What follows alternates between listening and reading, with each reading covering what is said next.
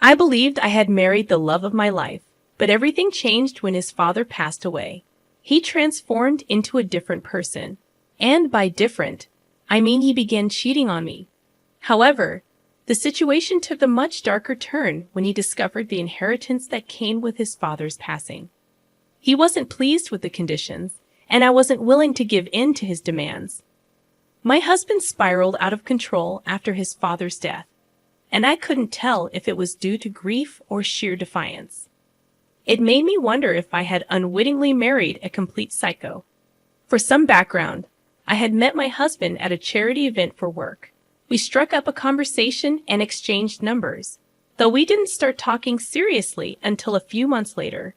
He appeared charming and sincere, showing particular interest in my worldview, especially since he had grown up in a staunchly religious household, while I held no religious beliefs. I was concerned that this might pose a problem, but he always reassured me that it wouldn't. He even joked about his family's disapproval of him dating someone non-religious. Looking back, I wonder if this was his sole reason for dating me, given what I know now. After a year of seeing each other, he decided it was time for me to meet his family. I remember feeling incredibly nervous about how they would receive me, given my non-religious beliefs, especially his father. Aiden had described his dad as tyrannical, ruling their lives with an iron fist. He claimed that he missed out on many experiences due to his father's strictness during his upbringing.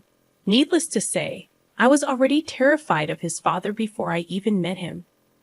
We were headed to a small family dinner at their place, with only his immediate family present, his parents, his brother, his sister-in-law, and their child.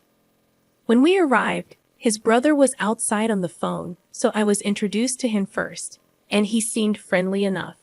The next person I met was Aiden's sister-in-law and her 3-year-old niece. They were both lovely, and we had a lot to talk about, especially since she also worked in event planning coordination. While we chatted, Aiden's parents entered the room, and he introduced me to them. I was taken aback when I realized who his father was. I won't reveal his identity, but his father was a prominent figure, responsible for a major charitable organization both locally and internationally. I had seen Aiden's parents at an event I attended, but he had never mentioned their connection to him. His mother appeared somewhat distant but not unkind. I later discovered that Aiden's mother had always been cautious around the girls he brought home because he had a tendency to be attracted to what he called the wild type. Surprisingly, Aiden's father was the complete opposite of what I had expected. He was genuinely kind and understanding, not bothered at all by my lack of religious beliefs. He explained that he valued kindness and principles in people, regardless of their religious background. During our conversation, he shared that Aiden's sister-in-law used to handle the foundation, but had become less involved after becoming a mother.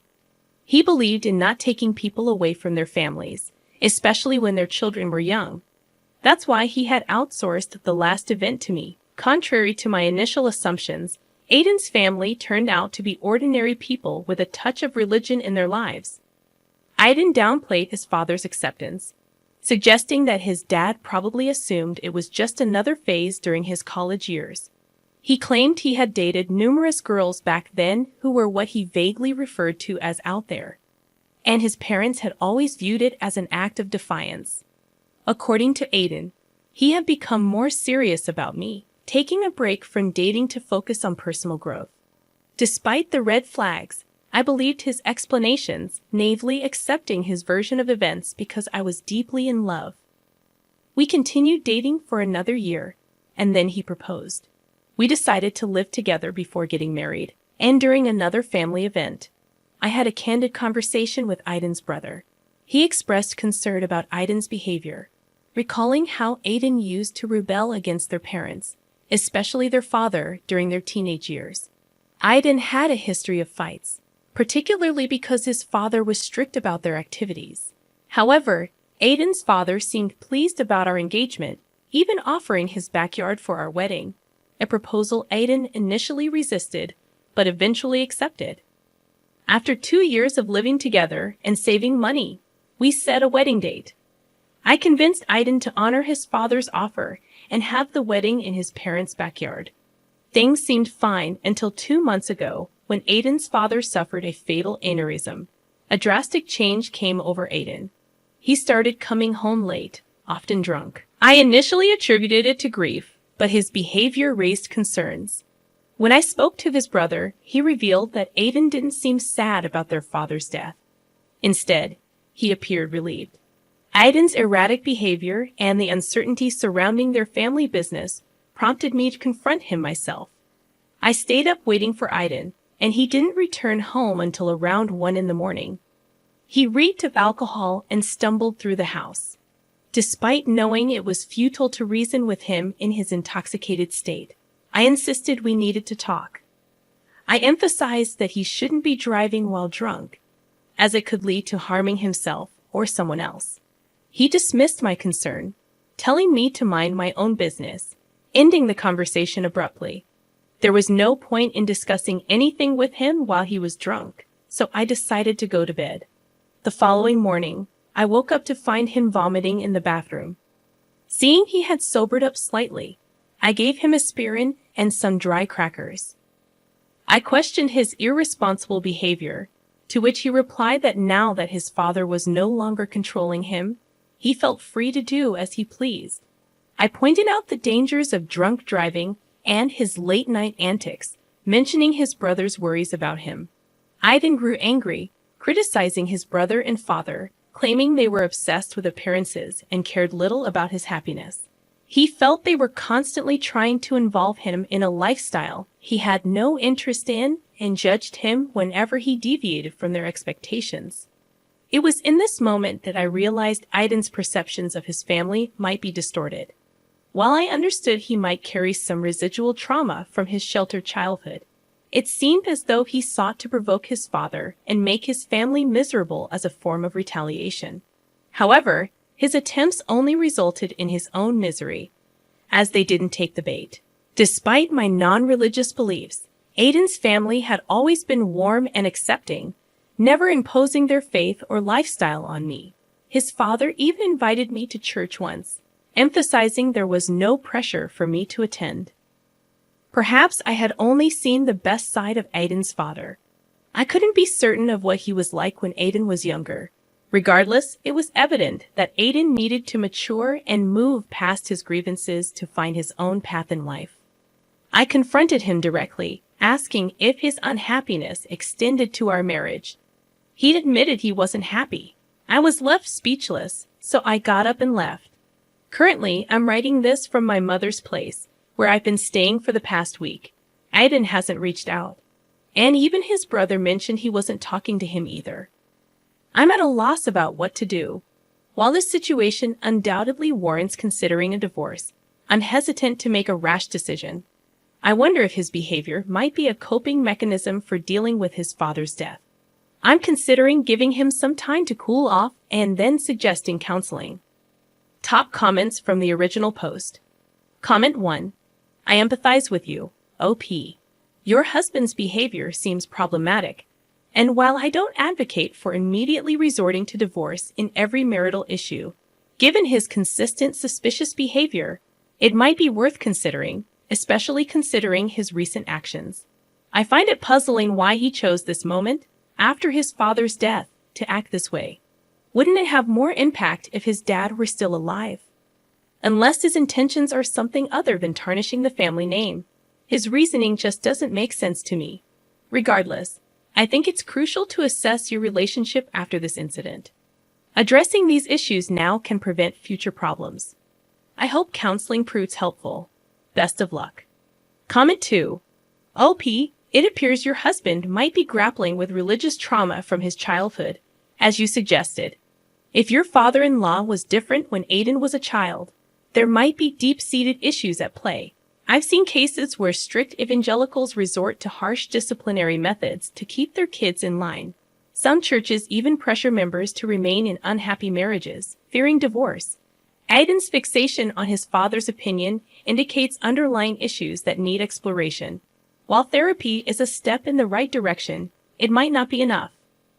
Individual therapy sessions for your husband that help him work through his childhood trauma. Just because his family is pleasant around you doesn't necessarily mean they're genuinely nice. It might simply be a facade tailored for your benefit. Update number 1. I'm struggling to find the right words for this update. I feel utterly numb. I'm still at my mother's place, but I did return home briefly after about 2 weeks away. I attempted to reach out to Aiden through calls and texts, but he refused to respond. Then, I received a call from his sister-in-law, asking to meet for lunch. When we met, her husband was with her at a local coffee shop. She inquired about how I was doing and about the situation with Aiden. I didn't hold back. I shared the truth about his late nights, excessive drinking, and overall irresponsible behavior. I explained that I had been staying at my mother's to give him space before suggesting couples therapy. Unfortunately, he hadn't been answering my calls. During our conversation, my brother-in-law dropped a bombshell. Aiden had been using the foundation's funds to indulge in expensive hotel rooms and escorts. When confronted, Aiden claimed he had inherited part of the foundation, justifying his spending. However, his brother clarified that matters regarding their father's will were still being resolved, and Aiden's claims were baseless.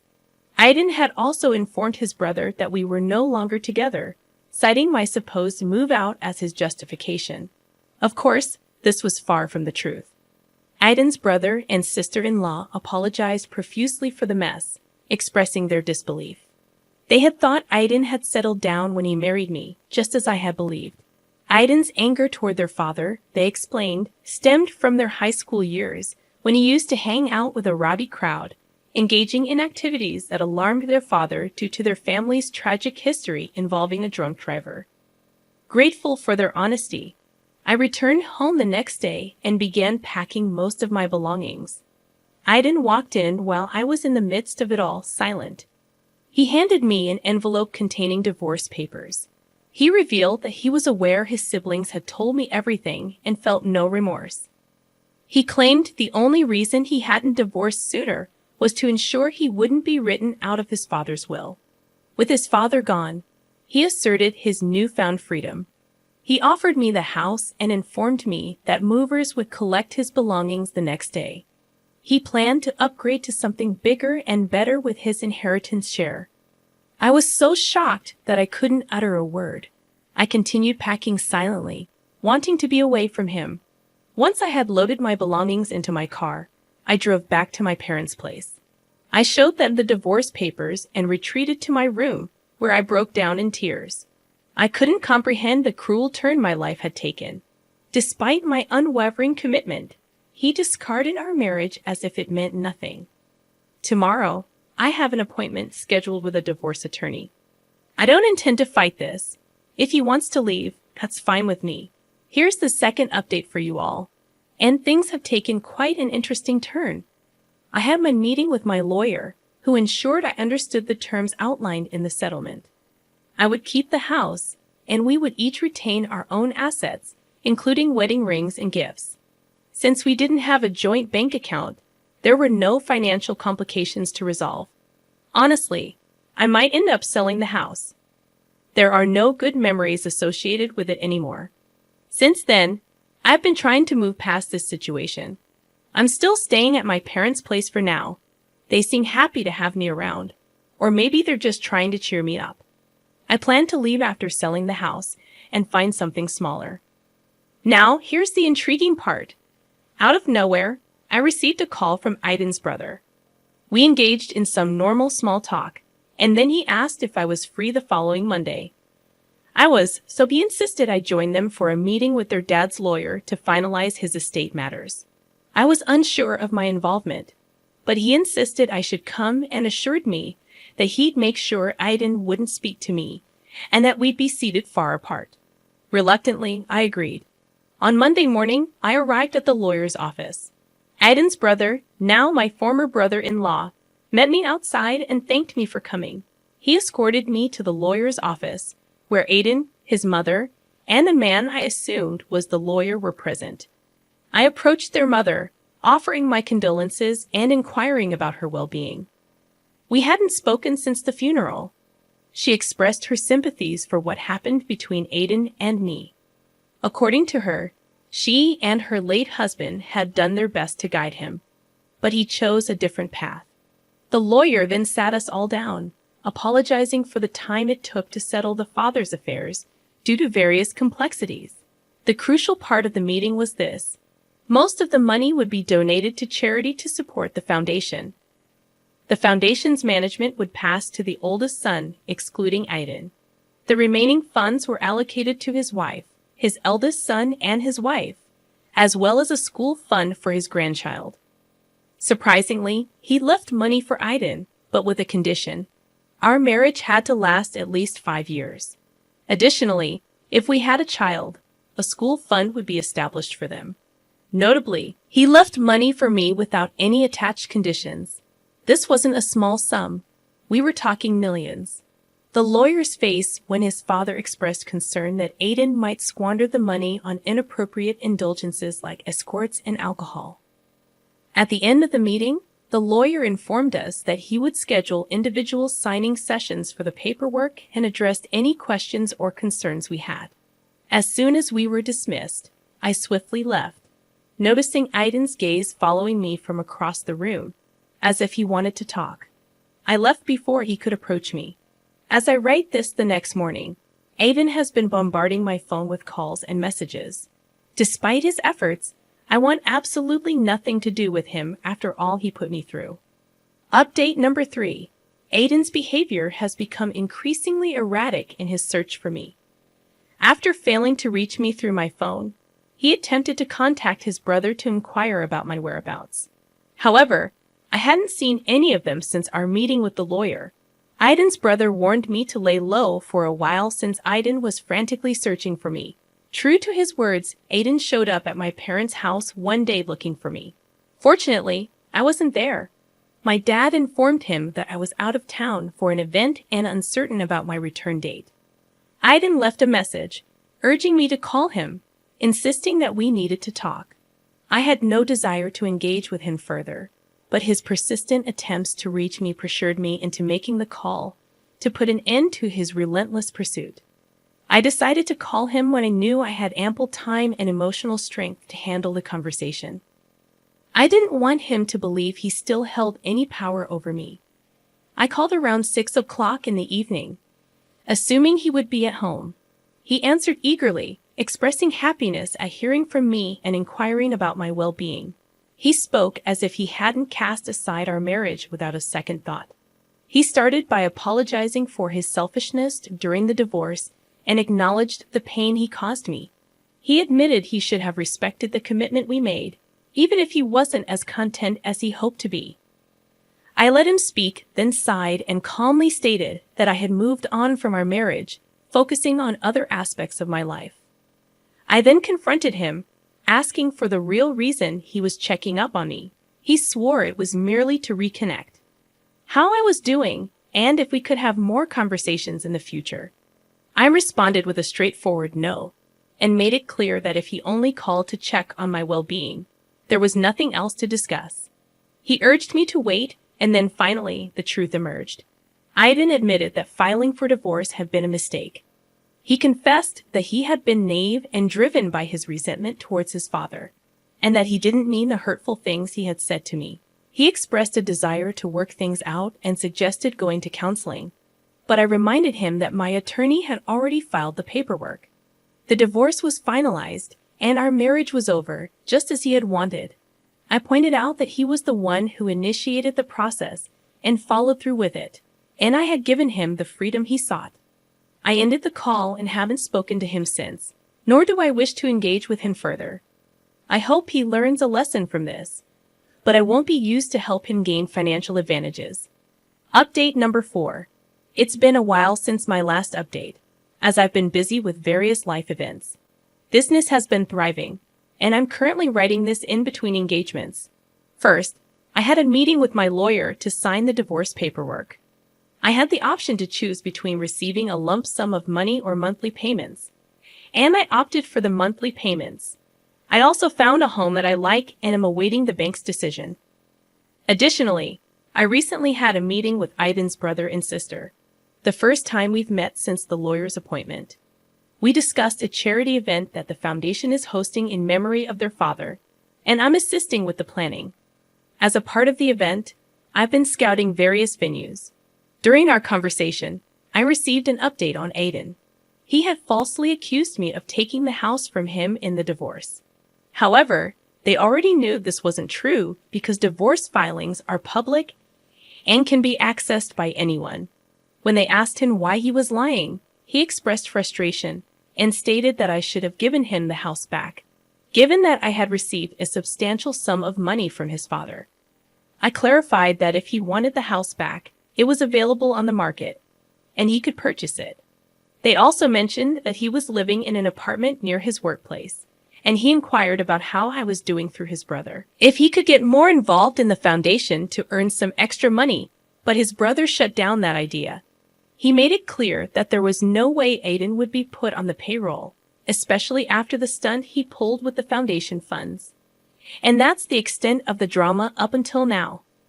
I'm sincerely hoping this marks the end of it, as I am determined to move past Aiden and all the chaos he brought into my life. I refuse to let him waste another moment of my time. Top comments from the updates. Comment number 1. Well done, OP, for not falling into his trap. As much as divorce is painful, it's sometimes akin to removing a tumor. This guy was toxic for you and merely used you to fulfill his sick revenge fantasy against his father.